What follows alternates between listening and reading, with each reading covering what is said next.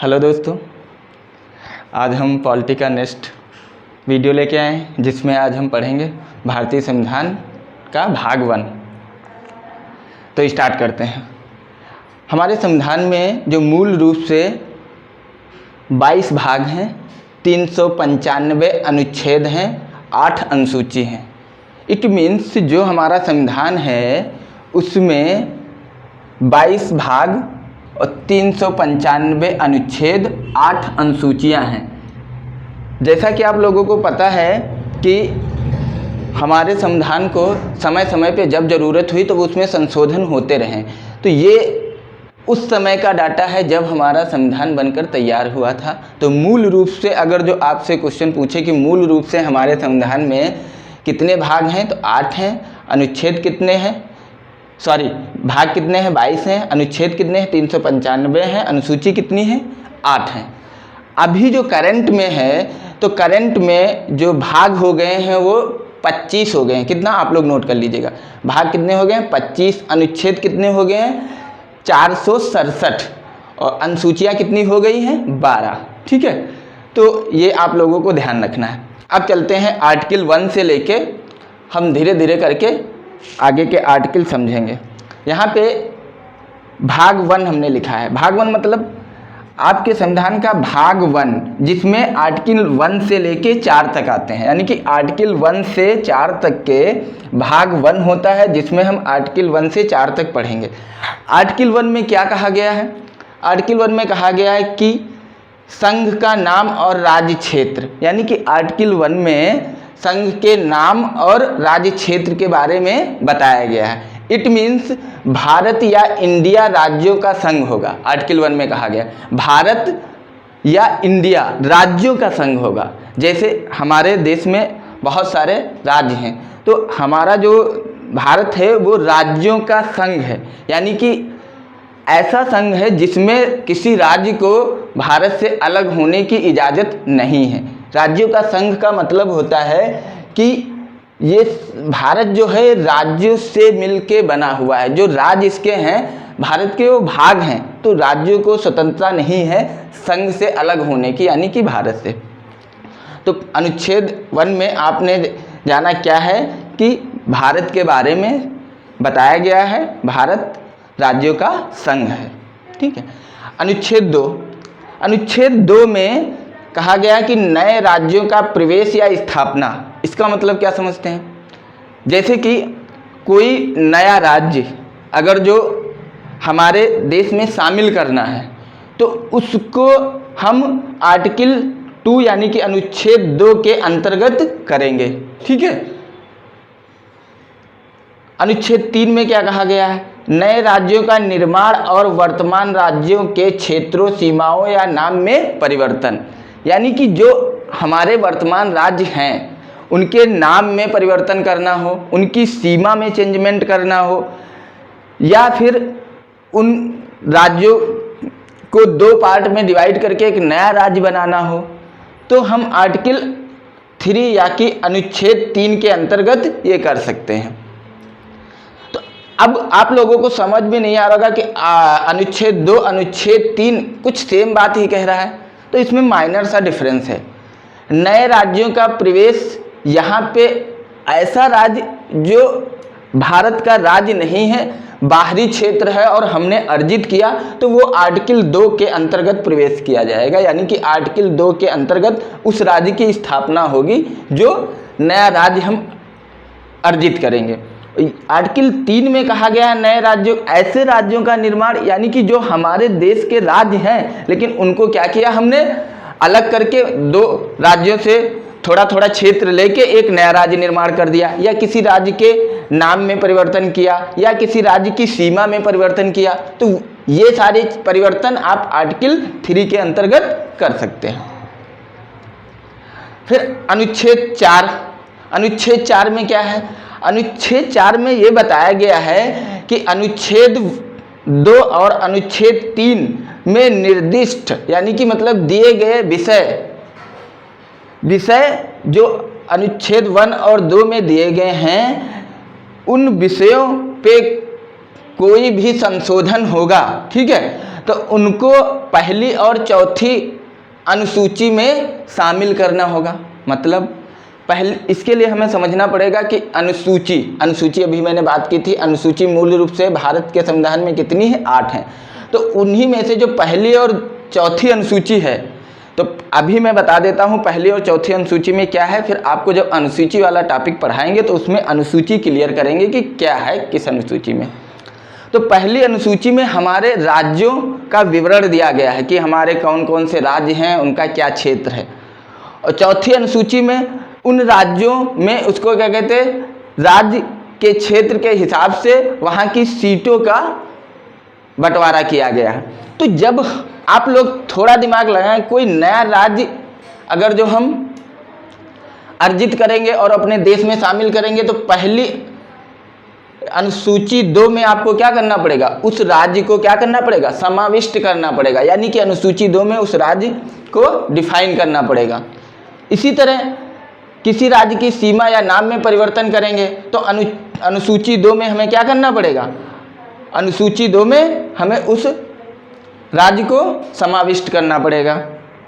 तो सिंपल सा यहाँ पे समझना ये है कि अनुच्छेद 4 में ये कहा गया है कि अनुच्छेद 2 और 3 में जो भी नए राज्य अर्जित हुए हैं या नाम में परिवर्तन हुआ है या सीमा में परिवर्तन हुआ है, उनके बारे में अनुसूची 2 और अनुसूची 1 और अनुसूची 4 में क्या करना पड़ेगा, बताना पड़ेगा, वहाँ पे डिटेल सबमिट करना पड़ेगा। ओके। दूसरा एक पॉइंट कहा गया अनुच्छेद 4 में कि अनुच्छेद 2 और अनुच्छेद 3 में जो भी राज्य अर्जित करेंगे और जो भी संशोधन होगा, उस संशोधन को 368 के अंतर्गत संशोधन नहीं समझा जाएगा। अब 368 क्या, आर्टिकल 368 में हमारे संविधान में किस प्रकार से संशोधन संसद कर सकती है उसको डिफाइन किया गया है। इसमें उसका एक प्रोसेस है कि कोई भी संशोधन करने के लिए सबसे पहले हमें राष्ट्रपति की सहमति लेनी पड़ती है, फिर क्या होता है, बिल पार्लियामेंट यानी कि संसद में जाता है, लोकसभा में पारित होता है, राज्यसभा में पारित होता है, फिर राष्ट्रपति उसको अप्रूवल देता है। लेकिन यहाँ पे 2 और 3 के अंतर्गत कोई भी संशोधन होगा उसको 368 के अंतर्गत संशोधन नहीं समझा जाएगा, ये आर्टिकल 4 में कहा गया है। ऐसा क्यों किया गया, ऐसा इसलिए किया गया है कि कोई नया राज्य अगर जो हम अर्जित करें और अपने देश में शामिल करें तो उसका विवरण हम यहाँ पे उसको आसानी से शामिल कर पाएँ, और आर्टिकल 368 के अंतर्गत अगर जो संशोधन समझा जाता तो उसकी एक प्रक्रिया संसद में चलानी पड़ती। बट यहाँ हम आसानी से क्या कर सकते हैं, किसी राज्य के नाम में और सीमा में परिवर्तन कर सकते हैं या कोई नाम नया राज्य अर्जित कर सकते हैं। तो ये सारी चीज़ें क्लियर हो गई होंगी। अब आगे चलते, यहाँ पे बात आई है कि अनुसूची, तो जैसे पहली अनुसूची में आपको मैंने बताया कि राज्यों का, जो हमारे भारत देश के राज्य हैं उनका विवरण दिया गया है। तो पहली अनुसूची में जितने भी राज्य हैं आप लोगों को आगे पढ़ाएंगे, उनका पूरा संपूर्ण डिटेल, क्षेत्र और राज्य का सीमा पूरा डिटेल में विवरण दिया गया है।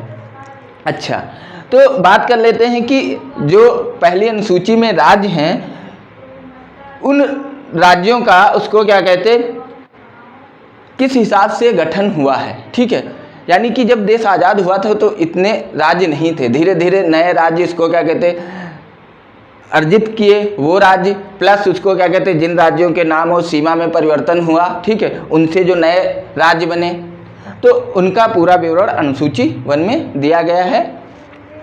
अभी यहाँ पे हम बात करते हैं थोड़ा भाषाई एवं प्रांतीय राज्यों का गठन जो हुआ था। ठीक है, अच्छा, उससे पहले थोड़ा बात कर लेते हैं, जब हमारा देश उसको क्या कहते हैं आज़ाद हुआ, उसके बाद जो टोटल भारत में देसी रियासत थी, कुछ देसी रियासत मतलब जिन पे राजाओं का शासन था। तो जब देश आज़ाद हुआ तो बहुत सारे रियासतें थी जो भारत में आसानी से नहीं मिलना चाहती थी, बहुत सारी रियासतें थी जो आसानी से मिल गई। तो उसी में यहाँ पे मैंने कुछ पॉइंट दिया है। 552 रियासतें टोटल थी, जिसमें से 549 रियासतें, ठीक है, भारत देश में शामिल हो गई, यानी कि आसानी से उन्होंने भारत देश में शामिल होना पसंद किया कि वो भारत देश के नागरिक हैं, वो स्टेट भारत देश में शामिल हो गया। कितनी 549 रियासतें आसानी से शामिल हो गई। 3 रियासतें शामिल करने के लिए बहुत मेहनत करनी पड़ी। कौन कौन सी हैं? जूनागढ़, हैदराबाद, कश्मीर। आप लोगों ने इनके बारे में पढ़ा होगा। जूनागढ़ को उस समय जब ये रियासतें भारत का एकीकरण चल रहा था, उस समय सरदार वल्लभ भाई पटेल हमारे होम मिनिस्टर थे, तो उन्हीं को ये जिम्मेदारी मिली थी कि सारे देश को एक करना। देश आज़ाद हुआ था तो कोई राजा का क्षेत्र उधर है तो वो अपना शासन कर रहा है, कोई देसी रियासत उधर है तो अपना शासन करी, तो इस तरह से देश को अलग अलग ना करके एक करना था। तो ये काम सरदार वल्लभ भाई पटेल ने बहुत अच्छे से किया।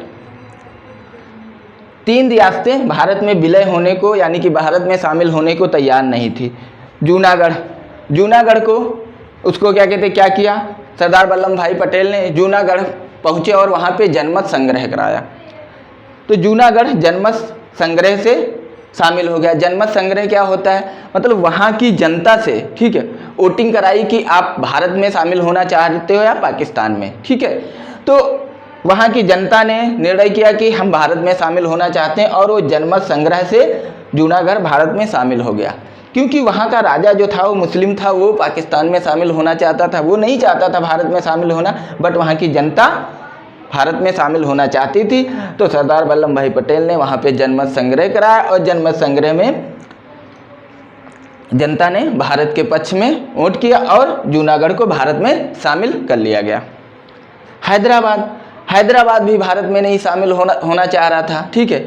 अगर जो भारत का आप लोगों को नक्शा पता है तो आप लोग जानते होंगे कि हैदराबाद ऐसी जगह पे है, ठीक है, यहाँ पे है। अगर जो मान लो ये पाकिस्तान का भाग हो जाता, हैदराबाद भारत में नहीं शामिल होना चाह रहा था, पाकिस्तान में शामिल होना चाह रहा था, तो ये अगर जो पाकिस्तान का हिस्सा हो जाता तो बीच में आके पाकिस्तान हमारे बैठ जाता, ठीक है।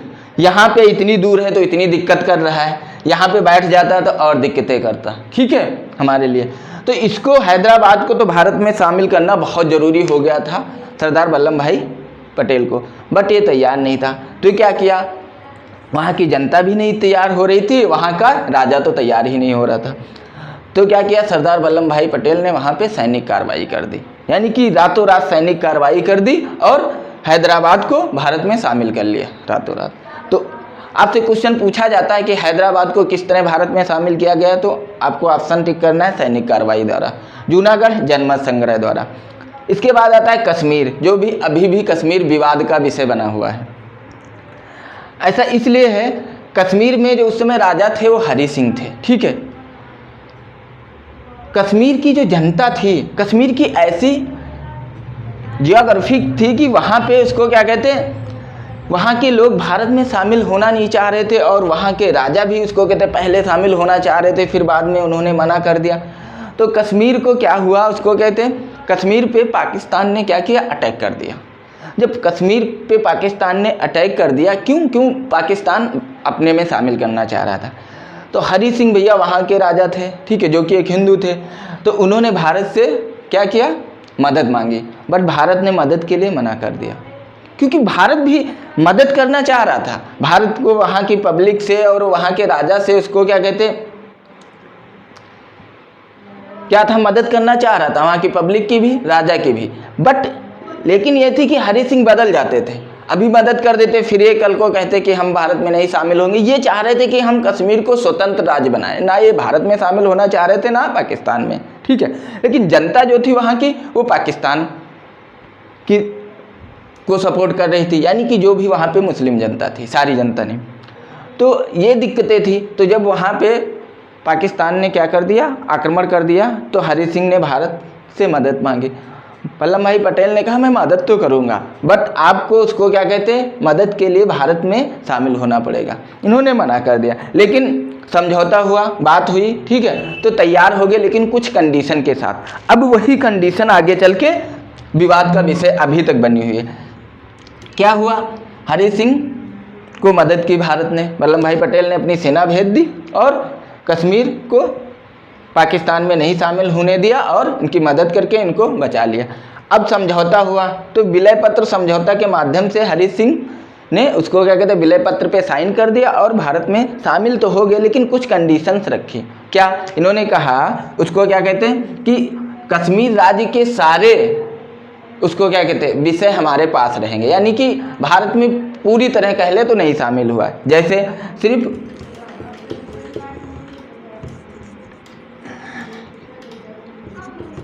संचार, विदेशी मामले,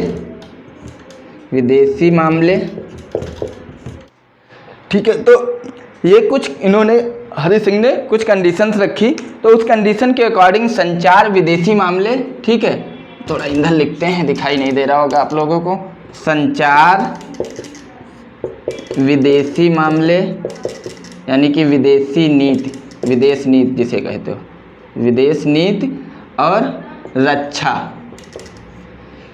सरदार वल्लभ भाई पटेल ने कहा ठीक है आपकी कंडीशन हम मानते हैं, लेकिन संचार, विदेश नीति और रक्षा ये विषय भारत सरकार के पास रहेंगे, यानी कि इन पे डिसीजन, निर्णय कौन लेगा? भारत सरकार। बाकी आप राज्य में सारे डिसीजन लेने के लिए स्वतंत्र हैं।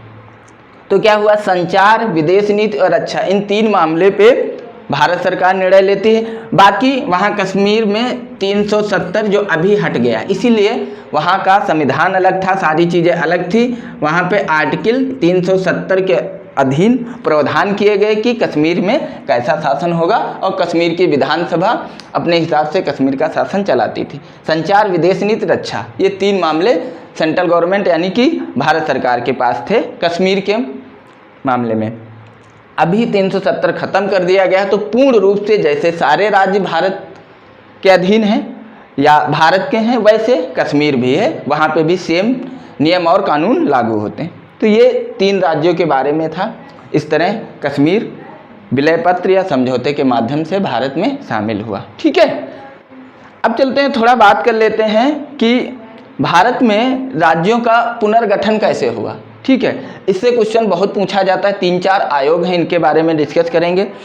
तो सबसे पहले भारत में भाषाई एवं प्रांतीय राज्यों का गठन, सबसे पहले एक आयोग बनाया जाता है जून 1948 को, धर आयोग। इसका ये एस.के. धर पूरा नाम है, ठीक है, लेकिन धर आयोग के नाम से फेमस है, आपको याद रखना है धर आयोग। क्यों ये बनाया गया था? ये इसलिए बनाया गया था क्योंकि उस समय भारत में भाषा के आधार पर राज्यों के गठन की मांग बहुत तेज हो रही थी। ठीक है, तो क्या हुआ, गवर्नमेंट ने, सरकार ने क्या किया, एक आयोग बनाया, धर आयोग, और इनसे कहा कि आप इस पे विचार करिए और बताइए हमें कि भाषा के आधार पर राज्यों का पुनर्गठन करना चाहिए या नहीं।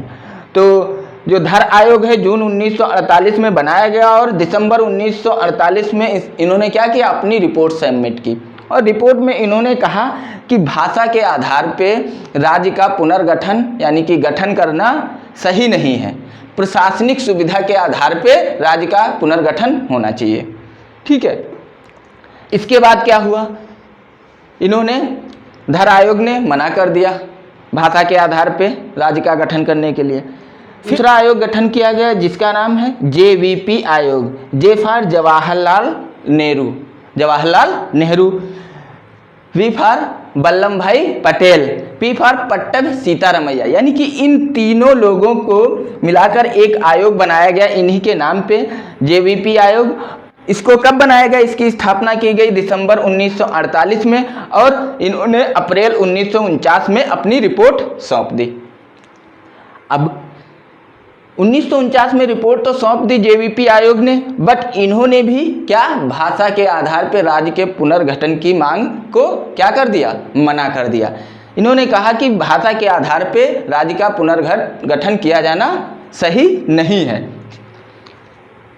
लेकिन क्या होता है, फिर भी अक्टूबर 1953 को आंध्र प्रदेश को एक नया राज्य बना दिया जाता है भाषा के आधार पे। ऐसा क्यों होता है? ऐसा इसलिए होता है कि आंध्र प्रदेश में उस समय भाषा के आधार पर राज्य के पुनर्गठन की मांग बहुत तेज से चल रही थी, और जो उसके लीडर थे पोट्टभ श्री रामुल्लू, इनका नाम था पोट्टी श्री रामुल्लू, इनकी डेथ हो जाती है। यानी कि जो वहाँ पे मांग चल रही थी, ठीक है, उसमें जो वहाँ के भाषा के आधार पे जो लोग मांग कर रहे थे, उनके जो नेता थे पट्टे सीरामुल्लू, ये कांग्रेसी नेता थे, इनकी क्या हो जाती है, 56 दिन के अनशन के बाद मृत्यु हो जाती है।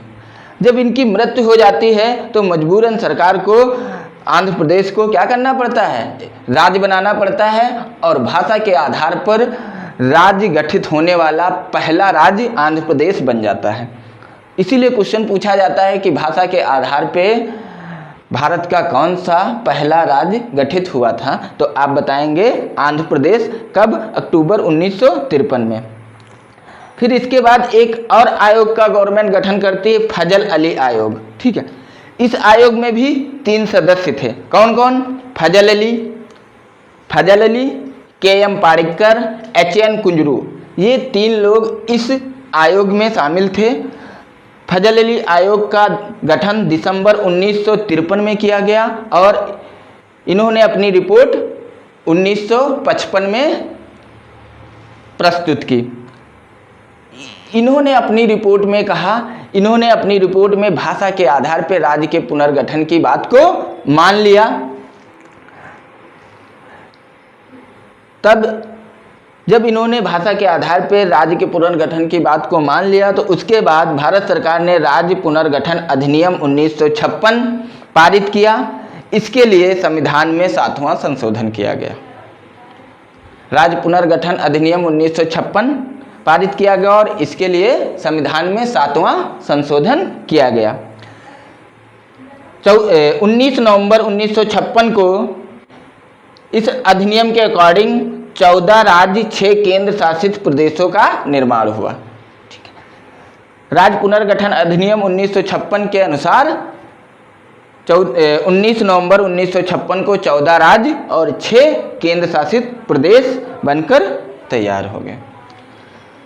तो इस तरह से आपने आज जाना कि भारत के मूल संविधान में कितने अनुच्छेद हैं, 395, कितने भाग हैं, 22, कितनी अनुसूचियां हैं, 8। आज के समय में भारत के संविधान में कितने अनुच्छेद हैं, 467, कितने भाग हैं, 25, और कितनी अनुसूचियां हैं, 12।